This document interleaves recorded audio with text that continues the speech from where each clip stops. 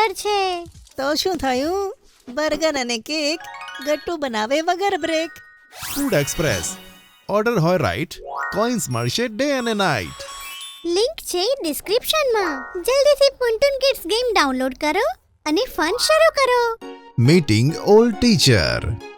New standard શરૂ થવામાં થોડાક જ દિવસો થયા હતા અને ગટ્ટુ ચિંકી પોતાની નવી ક્લાસ ટીચરથી હેરાન હતા. એક દિવસ તેઓ લંચ બ્રેકમાં ફ્રેન્ડ સાથે બેઠા હતા અને મિત્રો, હું તો પારુલ મેડમથી બહુ જ પરેશાન છું. તે આપણને કેટલું વઢે છે. સાચું કહ્યું ગટ્ટુ. ગઈકાલે હું હોમવર્ક લાવવાનું ભૂલી ગઈ હતી તો મને કેટલું બોલ્યા હતા. મને તો આપણા પ્રીતિ મેમની બહુ યાદ આવે છે મિત્રો. તે કેટલું સરસ ભણાવતા હતા અને વળતા પણ નહોતા.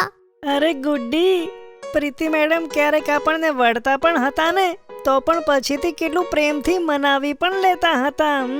હા હરી, પણ પારુલ મેડમ તો વળતા જ રહે છે. જ્યારે જુઓ ત્યારે કેટલા સિરિયસ હોય છે. તેમની ક્લાસમાં તો આપણે એક સેકન્ડ પણ વાત નથી કરી શકતા. હા ગટ્ટુ, મને તો એમની સામે પાણી પીવામાં પણ ડર લાગે છે. કાશ આપણી પ્રીતિ મેડમ પાછા આવી જાય અને આ પારુલ મેડમ ના ભણાવે. કે મિત્રો, બરાબર ને? પણ ત્યાં અચાનક બધા મિત્રો એકદમ શાંત થઈ જાય છે અને ગટ્ટુ આ જોઈ ચોંકીને કહે છે, અરે શું થયું મિત્રો? તમે આમ એકદમ ચૂપ કેમ થઈ ગયા? ત્યાં જ અચાનક ગટ્ટુની પાછળથી મેડમ ક્લાસમાં એન્ટર કરે છે. બધા બાળકો ઊભા થઈ ગુડ આફ્ટરનૂન કહે છે. આ જોઈ ગટ્ટુ ઘણો વધારે ડરી જાય છે. Good afternoon ma'am. બધા બેસી જાઓ. ઓ નો, આ શું મિત્રો? લાગે છે મેડમે આપણી વાત સાંભળી લીધી. હવે શું થશે?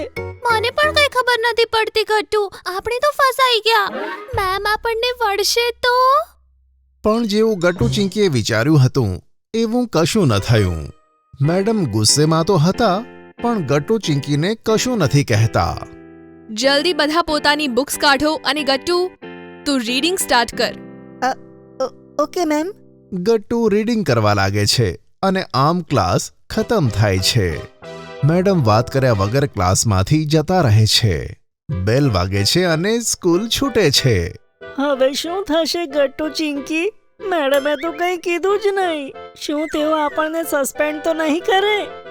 આવું ના બોલ હરી, આવું કંઈ નહીં થાય. સારું, આપણે સાંજે પાર્કમાં મળીશું ને, ત્યારે આપણે ડિસ્કસ કરીશું. હા ઠીક છે ગટ્ટુ, સાંજે મળીએ. બધા બાળકો પોતાના ઘરે જતા રહે છે. પણ ગટ્ટુ ચિંકીને વિચારીને ઘણો ડર લાગે છે અને બહુ ગિલ્ટી ફીલ થઈ રહ્યું હતું.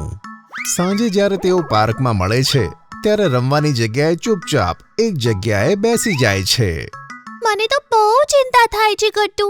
આવું કેવી રીતે થઈ શકે કે મેમે આપણી બધી વાત સાંભળી લીધી તો પણ આપણને કંઈ નહીં કીધું? હું તો કહી જ રહ્યો છું ને મિત્રો, જરૂર મેડમ આપણને સસ્પેન્ડ કરવાના છે અને આ તોફાન પહેલાની શાંતિ છે. હા મિત્રો, જ્યારે કોઈ હોમવર્ક કરીને નથી લાવતું ને, ત્યારે પારુલ મેડમ તેને ક્લાસમાં નથી આવવા દેતા. અને આપણાથી કેટલી મોટી ભૂલ થઈ છે મિત્રો. બધા બાળકો આ વિચારી હેરાન બેઠા હતા. એવામાં કોઈ એમને બોલાવે છે. આ કોઈ બીજું નહીં, તેમના ગયા વર્ષના સ્ટાન્ડર્ડના પ્રીતિ મેડમ હતા. બાળકો, તમે બધા અહીંયા શું કરો છો? કેમ હેરાન લાગો છો તમે? પ્રીતિ મેડમને આમ અચાનક જોઈ બધા બાળકો તો ચોંકી જાય છે અને બધા દોડીને તેમને ભેટી પડે છે. મેડમ, તમે ખરેખર અહીંયા કેવી રીતે? બાળકો, હું તો બસ આ પાર્ક પાસેથી જતી હતી. મેં જોયું કે તમે બધા અહીંયા ખૂબ હેરાન થઈને બેઠા હતા, એટલે હું તમને મળવા આવી. હવે કહો, શું વાત છે?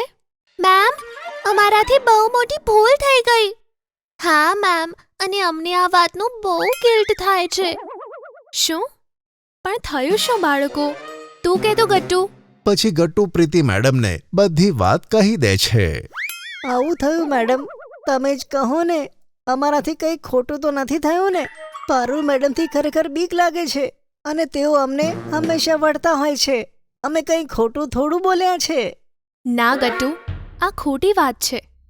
માન્યું કે તમને મારી યાદ આવતી હતી અને મારી ભણાવવાની રીત થોડીક અલગ હતી અને હું તમારી સાથે પ્રેમથી વાત કરતી હતી. પણ એનો અર્થ એવો નહીં કે પારુલ મેમ ખોટા છે. તેનો શું અર્થ મેમ? બાળકો, જ્યારે હું તમને ભણાવતી હતી ત્યારે તમે નાના સ્ટાન્ડર્ડમાં હતા અને હવે તમે મોટા સ્ટાન્ડર્ડમાં આવી ગયા છો. તમારે તમારા સ્ટડી ઉપર હવે વધારે ધ્યાન આપવું પડશે. એટલે આ જ કારણથી પારુલ મેમ તમારી જોડે સ્ટ્રિક્ટ છે. તે પણ તમારું ભલું જ ઈચ્છે છે ને? તો પછી મેમ તેમણે અમને કંઈ કહ્યું કેમ નહીં? શું તે અમને સસ્પેન્ડ કરવાના છે? બાળકો, મને લાગે છે કે પારુલ મેમને તમારી વાતોથી બહુ જ ખોટું લાગ્યું છે. એટલે જ તેમણે તમને કંઈ નહીં કીધું. મારા હિસાબે તો તમારે આવતીકાલે જ તેમની પાસે જઈને માફી માંગવી જોઈએ. હા મેમ, તમે સાચું કહો છો. અમે બહુ ખોટું કર્યું છે. હા ગટ્ટુ બેટા, તે તો ફક્ત તમારું ભલું ઈચ્છે છે અને તમે બધા તેમના વિશે આવો વિચારો છો. તે હાર્શ છે ને, એટલે તેમને ખોટું લાગ્યું. થેન્ક યુ મેમ, તમે તો હજુ પણ અમારા લાઈફ સેવર છો. ચિંકી, તને યાદ છે જ્યારે સ્કૂલમાં એન્યુઅલ ફંક્શન હતું અને તારે સાડી પહેરવાની હતી ને, ત્યારે? ઓ ગટ્ટુ, હવે હું શું કરું? મને તો આ સાડી પહેરતા જ નથી આવડતી. હવે શું કરીએ? ચિંકી, મને પણ કંઈ ખબર નથી પડતી. એવામાં ત્યાં પ્રીતિ મેડમ આવે છે. અરે, શું થયું બાળકો? મેમ, ચિંકી સાડી નથી પહેરી શકતી અને તેને એન્યુઅલ ફંક્શનમાં વેલકમ ડાન્સ કરવાનો છે. બસ આટલી જ વાત. લાવ ચિંકી, હું તને સાડી પહેરાવી દઉં. પછી પ્રીતિ મેમ જલ્દીથી ચિંકીને સાડી પહેરાવે છે. વાવ મેમ, તમે તો અમારા લાઈફ સેવર છો. અને ગટ્ટુ, યાદ છે તો ક્લાસમાં બહુ જ અવાજ કરતો હતો, ત્યારે મેમે શું કર્યું હતું? ચિંકી, હવે મને પકડીને બતાવ. એવામાં પાછળથી પ્રીતિ મેડમ આવી જાય છે. આ ક્લાસમાં શું થઈ રહ્યું છે? Gattu, what is this behaviour? Go stand out of the class. Sorry ma'am. No, no sorry. Go outside. પછી ગટ્ટુ બહાર જઈને ઊભો થઈ જાય છે અને આખો પીરિયડ બહાર જ રહે છે. પણ બીજા દિવસે જ્યારે તે ક્લાસમાં આવે છે, આજે હું ક્લાસ મોનિટર ચેન્જ કરી રહી છું. હવે ક્લાસનો ન્યૂ મોનિટર બીજું કોઈ નહીં, ગટ્ટુ છે. શું? હું? પણ કેમ મેમ? મેમ, ગઈકાલે ગટ્ટુ બહુ અવાજ કરતો હતો એટલે તમે તેને ક્લાસની બહાર કાઢ્યો હતો અને આજે તમે તેને મોનિટર બનાવી દીધો. હા મેમ, આ તો બહુ અજીબ વાત છે. It is my final decision. Gattu જ આ ક્લાસનો મોનિટર બનશે.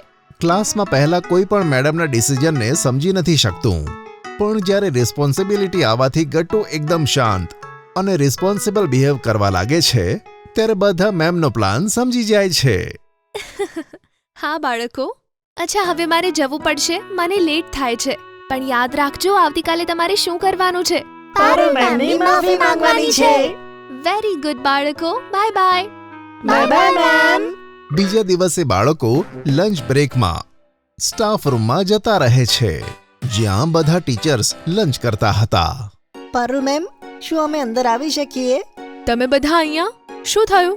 મેમ, આ તમારા માટે. આ શું છે? મેમ, આ સોરી કાર્ડ છે. અમે બધાએ મળીને બનાવ્યું તમારા માટે. હા મેમ, અમારાથી બહુ મોટી ભૂલ થઈ. પ્લીઝ અમને માફ કરી દો. હવે અમે સમજી ગયા કે તમે ગુસ્સો પણ અમારા ભલા માટે કરો છો. આ સાંભળી પારુલ મેમ હસી દે છે. બાળકો, જો તમને તમારી ભૂલનો અહેસાસ થયો હોય તો મેં તમને માફ કરી દીધા. It's okay. અને આ કાર્ડ બહુ જ સરસ છે. જાઓ હવે જઈને લંચ કરો. લંચ બ્રેક ઓવર થઈ જશે. Okay ma'am, thank you so much ma'am.